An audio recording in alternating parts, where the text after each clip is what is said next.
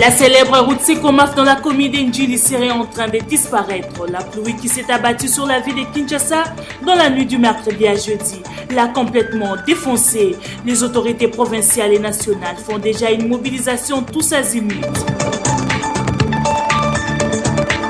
Le projet de la loi des finances exercice 2018 évalué à plus ou moins 5,5 milliards de dollars américains a été déposé à l'Assemblée nationale par le Premier ministre Bruno Tshibala. Les anciens de la faculté de médecine de l'université de Kinshasa ont clôturé avec succès et engagement leurs assises de 2 jours et sont déterminés à valoriser davantage la profession. 19h, le journal avec Jacques Kalonji. Bienvenue à ces instants d'info sur Canal Kin Télévision en direct de Kinshasa en République démocratique du Congo.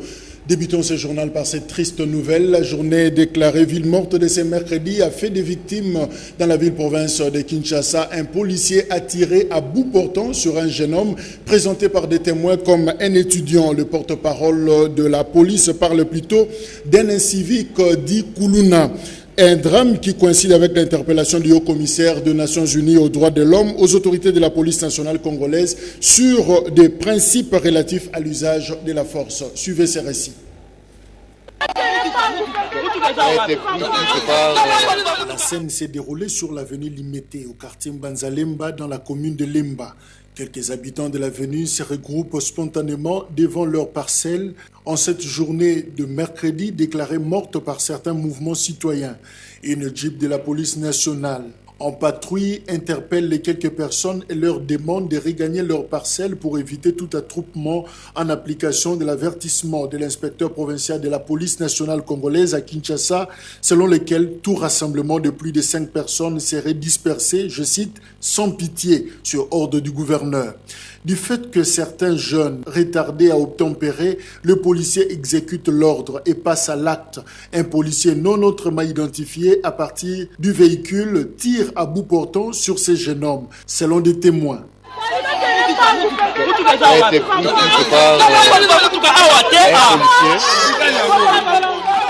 Après le départ de la Jeep de la police, la population afflue sur les lieux pour secourir la victime et l'achemine dans une institution médicale. Ce drame s'est produit le même jour que la déclaration du haut-commissaire de l'ONU aux droits de l'homme Zeid Rad Al-Hussein. Je cite, « J'appelle le gouvernement et les forces de sécurité à œuvrer pour désamorcer les tensions au lieu de créer les conditions favorisant la répression, la confrontation et la violence. » Fin de citation.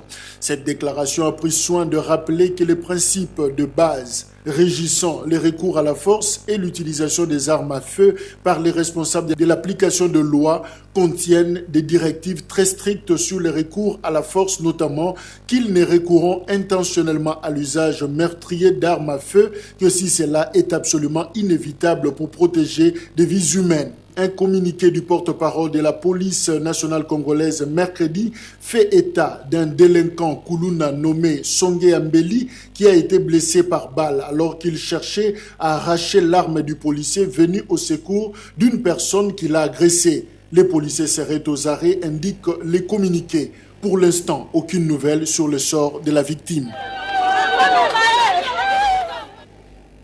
Autre chose à présent, comme dit au sommaire, la pluie diluvienne de ce mercredi à jeudi sur Kinshasa a coupé la route Sekomaf en 2 dans la commune de Ndjili. Cette pluie n'a pas seulement emporté la route, mais aussi des maisons aux alentours et a causé de blessés graves. Reportage de Lydie Lufuladio et Pichou Kizaza.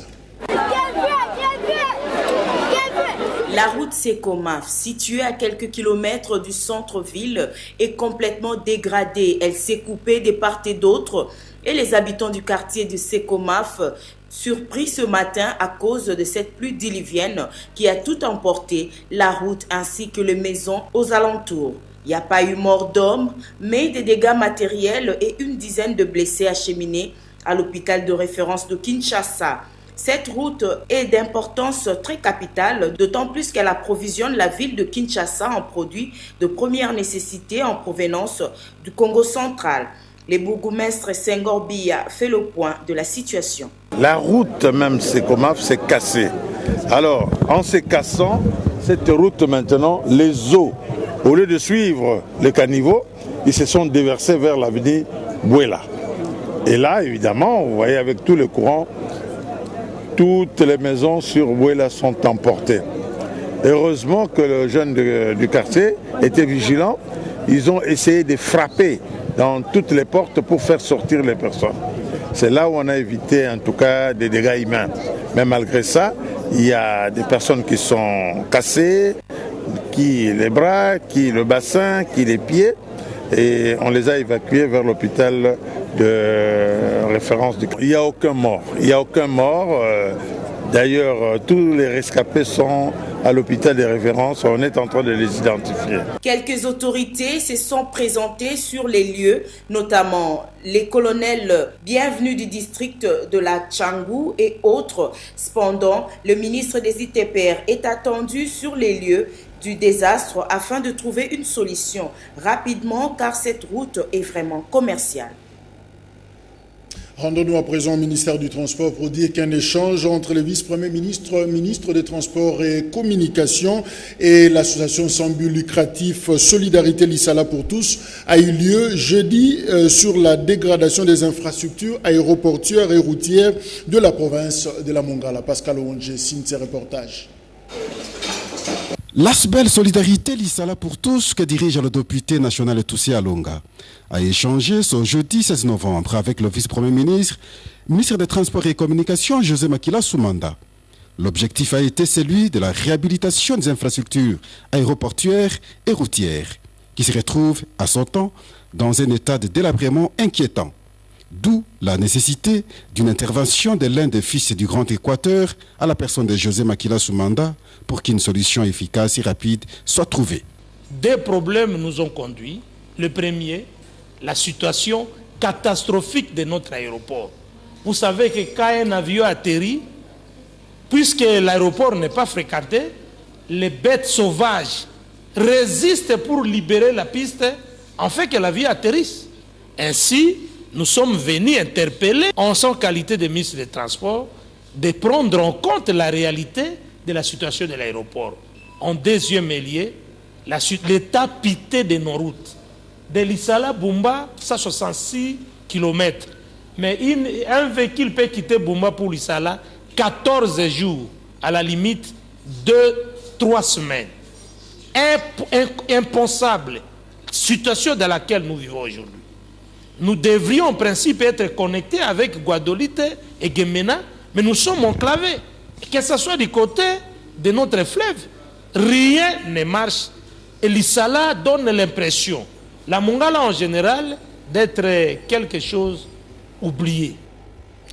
Restons au ministère du Transport. 40 ans après la fermeture du trafic ferroviaire entre Kolwezi en RDC et Lobito en République d'Angola, la signature de la convention d'affaires pour la reprise de ce trafic vient d'avoir lieu entre les ministères du Transport de ces deux pays, entendez la RDC et l'Angola. Encore une fois, Pascal Onge pour le compte-rendu.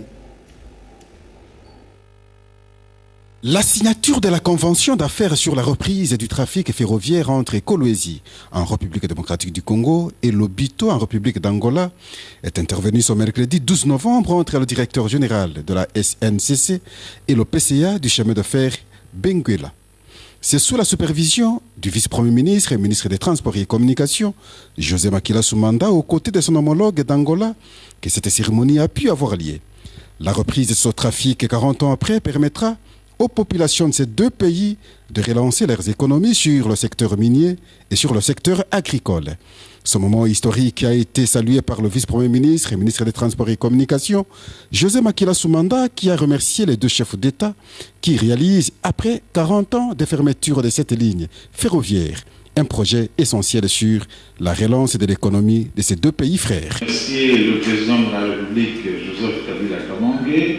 Par la même occasion, je remercie le président angolais. La volonté politique de ces deux présidents ont fait que nous puissions aujourd'hui concrétiser ce qui a été un rêve. D'ici 2 à 3 semaines, nous pourrons opérer, que cette voie sera opérationnelle. Ouvrons le registre finances publiques dans ce journal. 5,5 millions de dollars américains, 5 milliards, je voulais dire, et le chiffre global du projet du budget exercice 2018 déposé au bureau de l'Assemblée nationale il y a 24 heures par le Premier ministre Bruno Tshibala Nzenze. Et c'est le président de l'Assemblée nationale, Obaminaku Njalanjoko, qui a réceptionné personnellement ces projets de loi. Jean-Pierre Njonji. Quelques jours après de ce que l'on pouvait appeler menace Henri Thomas Lokondo, le Premier ministre Bruno Tshibala a remis au speaker de l'Assemblée nationale le projet de la loi des finances exercice 2018. Elle est évaluée à 5,5 milliards de dollars américains, autour desquels les deux chambres du Parlement vont être appelées à cogiter. Le chef du gouvernement motive ce retard. Il serait consécutif à certaines obligations nationales. Il est vrai que ce projet de loi de finances devrait être déposé un peu plus tôt, mais nous nous sommes retrouvés devant certaines obligations, certains préalables auxquels nous étions astreints et qui ont fait que les conditions soient réunies seulement au jour d'aujourd'hui pour déposer ce projet de loi de finances. Il n'y a pas eu pression. Selon Bruno Tshibala Nzenze, le cap reste fixé vers les élections. La diligence du traitement par les élus de ces projets va déterminer du respect des engagements électoraux pris par les gouvernements envers la CENI et la population pour ne pas compromettre les principales étapes électorales. Je dois d'abord commencer par dire que je viens effectivement de déposer officiellement au nom du gouvernement l'Union nationale que je dirige pour les comptes du peuple au bureau de l'Assemblée nationale le projet de loi de finances pour l'exercice 2018. Une année cruciale au cours de laquelle notre peuple sera appelé à aller aux élections. Dans ces mêmes registres, en croire le propos du ministre du Budget Pierre Kangoudia, les projets du budget 2018 comportent une croissance de 4,4% et ne négligent aucunement les revendications des agents publics de l'État. Toutes les ventilations démarrées en 2017 sont reprises dans le projet de la loi des finances de l'année prochaine. Pierre Kangoudia est au micro, encore une fois, de Jean-Pierre Njonji. Le budget que nous venons de déposer ce soir à travers son Excellence Monsieur le Premier ministre, chef du gouvernement, est élaboré sur base d'une prévision de taux de croissance de 4,4% pour 2018. Et la projection qui a été faite en recettes comme en dépenses établit ce budget à 10 313 milliards de francs congolais. Voilà donc le budget que nous allons le déposer aujourd'hui. Non, cela a été déjà fait par le gouvernement au cours de cet exercice. Vous avez suivi que nous avons négocié avec le banc syndical, avec les médecins, les infirmiers, les enseignants, les professeurs d'université.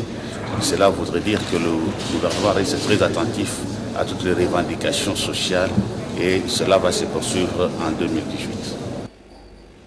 Autre nouvelle à présent, que signifie motion incidentielle? Le député national et coordonnateur de la nouvelle dynamique de l'opposition Toussé Alonga recadre les débats et remet les pendules à l'heure pour ce qui est de la notion relative à la motion incidentielle. Il estime qu'il est pédagogiquement correct que l'opinion soit suffisamment édifiée à ce sujet. Il apporte quelques précisions au micro de Jean-Pierre Njonji et Rodi Louadio.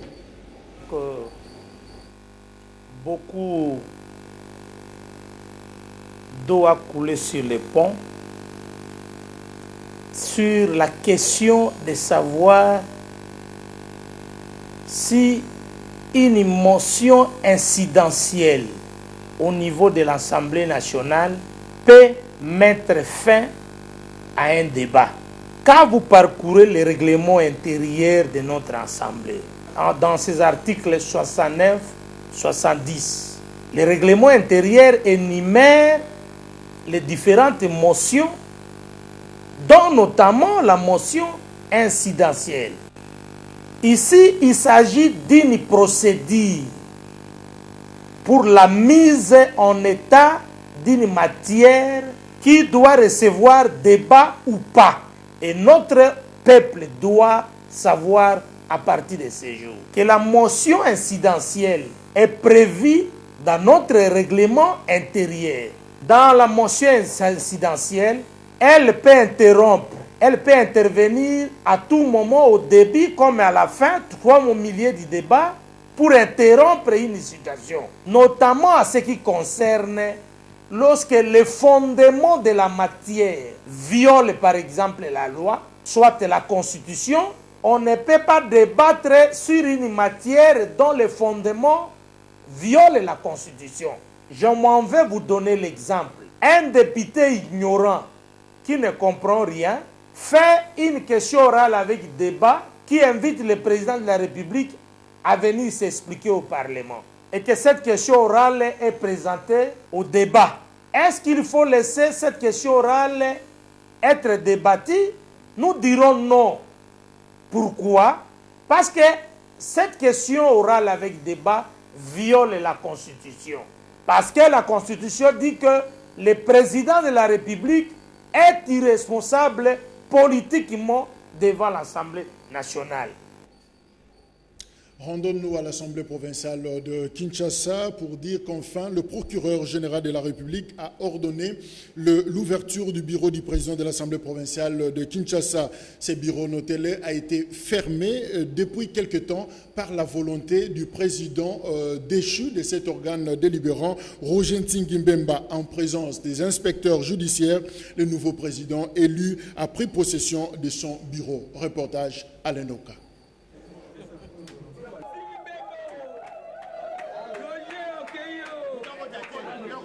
Finalement, le nouveau président de l'Assemblée provinciale de Kinshasa, Kaspa Kintoasisa, vient d'occuper son cabinet de travail bloqué par son prédécesseur Roger Ntingimbemba, débarqué par les députés provinciaux suite à sa mauvaise gestion décriée au sommet de cette institution provinciale de la ville de Kinshasa.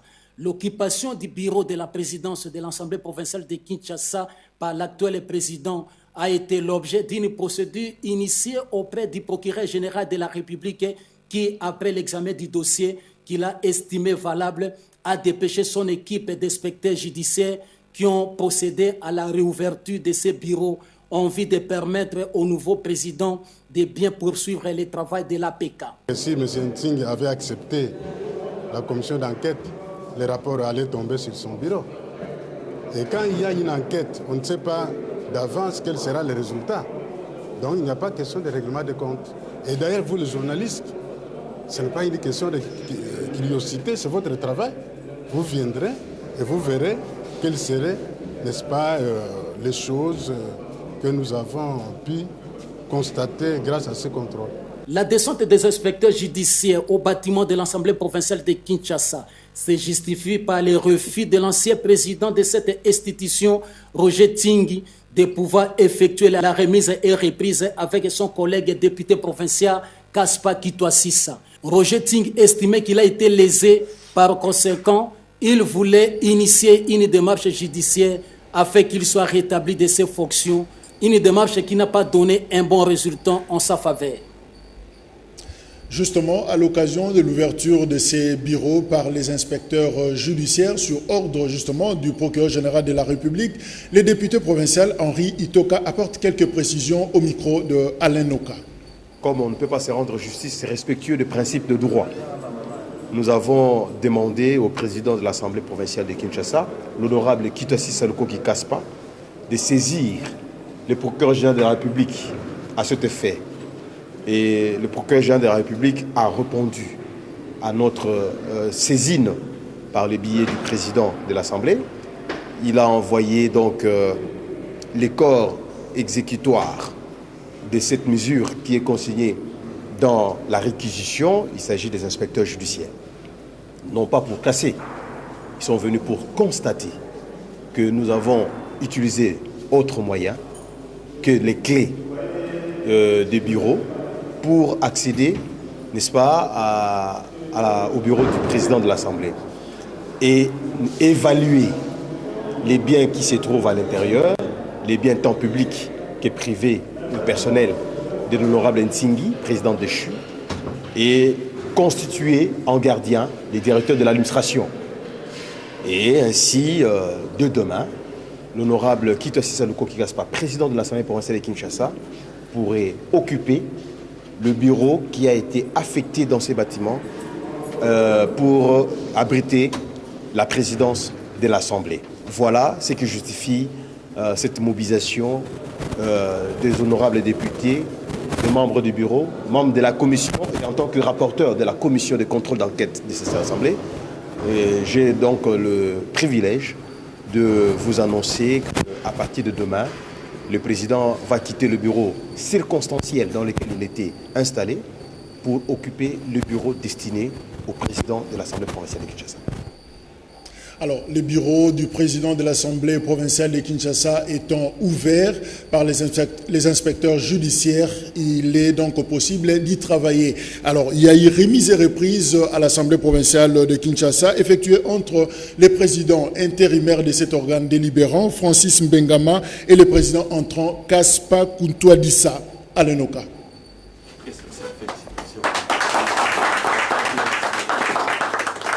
La réouverture du bureau du président de l'Assemblée provinciale de Kinshasa a été suivie de l'opération remise et reprise effectuée ce jeudi 16 novembre 2017 entre le vice-président Francis Mbengama qui faisait l'intérim du président de l'APK après le départ du président sortant Roger Ting.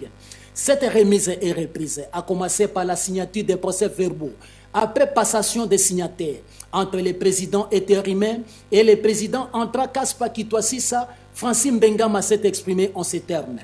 C'est un sentiment de joie, puisque ce n'était pas facile pour faire la remise et reprise. Personnellement, je rends l'établi puisque j'avais reçu la mission de gérer l'Assemblée jusqu'aux élections du nouveau président. Et j'ai organisé aussi cette élection facilement. Vous tous, vous avez vécu l'événement. Malgré toutes les difficultés pour la remise et reprise, puisque le bureau n'était pas encore ouvert. Mais aujourd'hui, tout est rendu possible. Le nouveau président de l'Assemblée provinciale de Kinshasa, Kaspa Kitwasisa, à son tour, en occupant les fauteuils de la présidence, a rassuré qu'il va travailler en étroite collaboration avec tous les députés provinciaux et toute l'administration de cette institution dans le seul but de répondre aux préoccupations de la population de Kinshasa. L'heure n'est pas au long discours, mais plutôt au travail. Toutefois, je remercie tous les députés qui m'ont élu à l'unanimité et pourquoi pas le président, le vice-président qui a bien assumé son intérim pendant la période. Je vous remercie. Toutes les barrières étant levées au niveau de l'Assemblée provinciale de Kinshasa, il reste maintenant à se mettre au travail pour la ville de Kinshasa.